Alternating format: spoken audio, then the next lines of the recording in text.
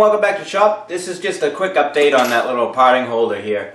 I figured out what is going on with this.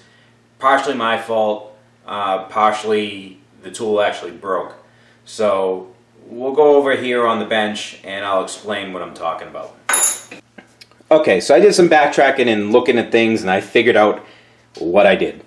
And like I said, the first time it fell out was my fault. The second time, kind of my fault again. I actually broke the tool.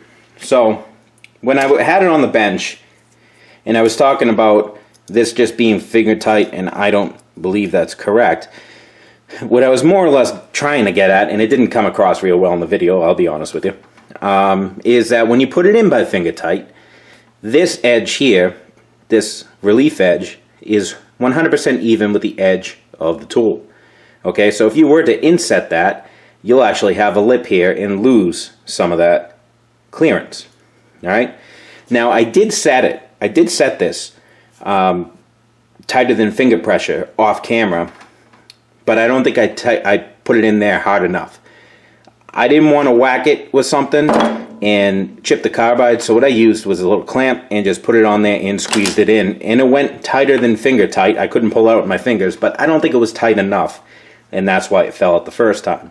So then after disaster number one, we figured, let's go set this sucker in there.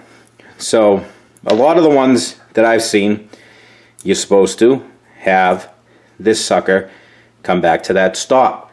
That's supposed to be a stop. You put it in, that stops on the end of the tool.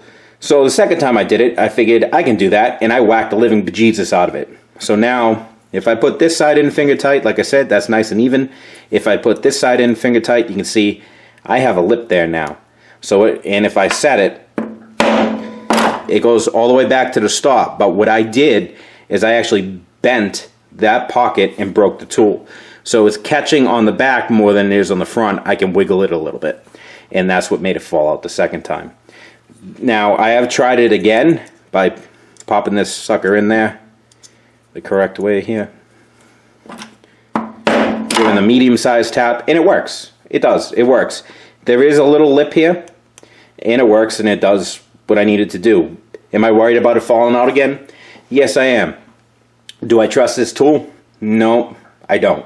And that's the key. So even with that little removal tool, even with that sucker set all the way back, it's really, really easy to get these out. All right, it takes almost no pressure at all to get those out.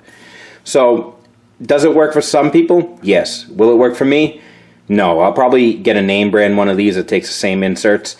Some people love them. Fine. Again, I've heard of people having the same issue I have, where this pocket spreads and it won't hold the tool anymore.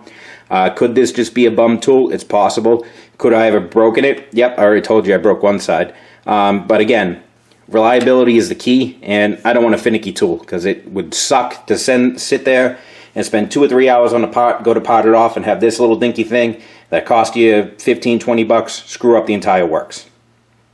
So for the time being, I'll keep my regular high-speed steel cutoff blade.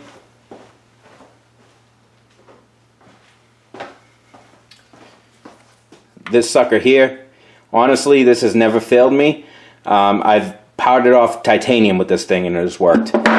Again, I don't trust this. Some people like them. You have good luck with it and it works for you, fine. But for me, not so much. So, just a quick explanation. And you guys can choose whatever tool you want.